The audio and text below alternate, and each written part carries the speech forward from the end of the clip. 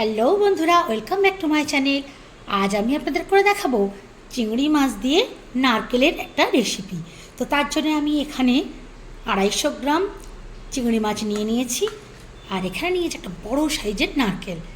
তো দেখতে থাকুন, আমি ততক্ষণ এইটাকে চিংড়ি মাছগুলো ক্লিন করে আনি আর নারকেলটাকে ভেঙে কুড়ে নিয়ে আসি। যতক্ষণ না আমার চিংড়ি মাছ ক্লিন হচ্ছে, নারকেল ভেঙে কুড়ে আনছি, যারা এতদিনও আমার চ্যানেলটা সাবস্ক্রাইব করেননি, আমার চ্যানেলটা ততক্ষণ সাবস্ক্রাইব করে নিন। তো বন্ধুরা, ফিরে আসলাম। চিংড়ি মাছ ছাড়িয়ে নিয়েছি, কিছু গোটা রেখেছি, কিছু ছাড়িয়ে দিয়েছি। আর দেখুন, নারকেলটাও কুড়ে নিয়েছি। এবার নারকেল থেকে দুধটা বার করে নেব। দুধ বার করার জন্য এখানে পরিমাণ মতো আমি জল দিয়ে দেবো। এখন তেমন ঠান্ডা পড়ে না, নর্মাল জল দিলেই চলবে। এবার একটু ভালো করে চটকে নিতে হবে।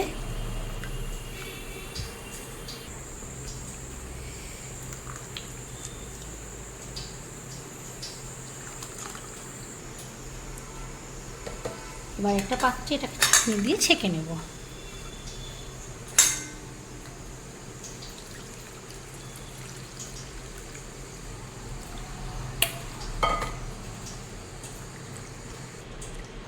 দুধ ছাঁকা তো কমপ্লিট হয়ে গেল। এবার চলুন বন্ধুরা, ওভেনে যাওয়া যাক। ওভেনে কড়াই বসিয়ে দিয়ে দিচ্ছি, তেল দিয়ে দিলাম। আমি পুরো রান্নাটাই সর্ষের তেলে করব। চিংড়ি মাছগুলো হালকা নুন হলুদ মাখিয়ে নিয়েছিলাম, ওটাকে ভেজে নেব।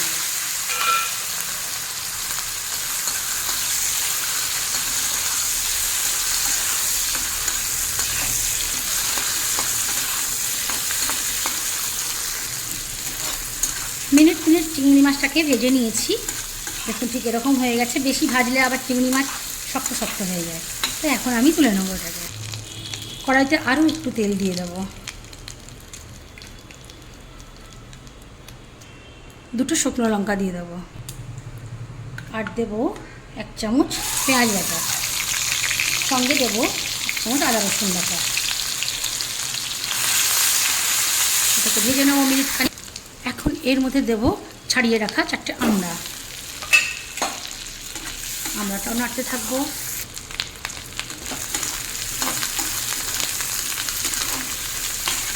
আমড়া ভাজা হয়ে গেছে।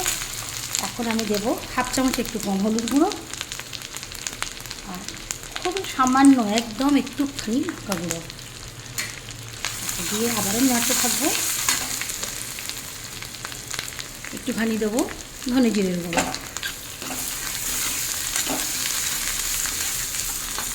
দেখুন মশলা ভালোভাবে ভাজা হয়ে গেছে। এখন এর মধ্যে ধুয়ে রাখা দুধটা দিয়ে দেবো।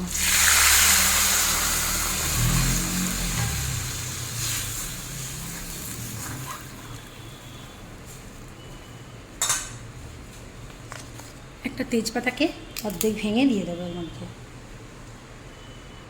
নারকেল দুধ আর আমড়া আছে, আর টক কেটে যাবে, নুনও দেওয়া আছে, তো এখানে চিনি দিয়ে দিচ্ছি। যে যেমন মিষ্টি খাবেন তেমন চিনি দেবেন। যখনই বলক উঠবে এভাবে নেড়ে দিতে হবে, নাহলে দুধটা ফেটে ছানা হয়ে যাবে। মাঝে মাঝে এটাকে নাড়তে হবে।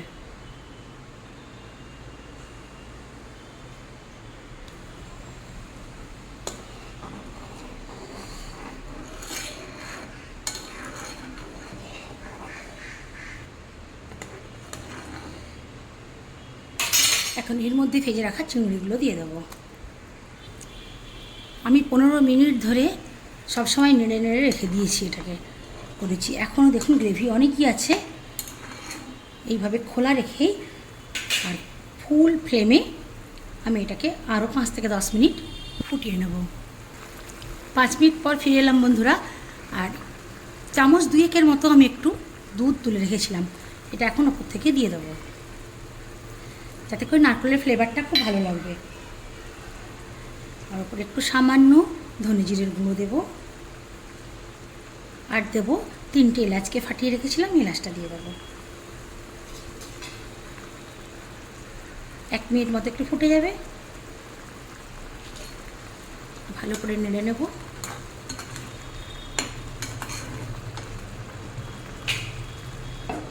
চাপা দিয়ে নামিয়ে নেব। এতক্ষণ আমার সঙ্গে থাকার জন্য আপনাদের অসংখ্য ধন্যবাদ। আমার এই রেসিপিটা আপনাদের কেমন লাগলো কমেন্ট করে জানাবেন, ভালো লাগলে লাইক করবেন আর চ্যানেলটাকে সাবস্ক্রাইব করে দেবেন। ও যা, আমার এই রেসিপিটার নামটাই তো বলা হলো না। নারকেল দিয়ে আমরা দিয়ে চিংড়ি মাছের টকও বলতে পারেন বা কোরমাও বলতে পারেন, বাট এটাকে আমরা নারকেল দুধের টক বলে থাকি।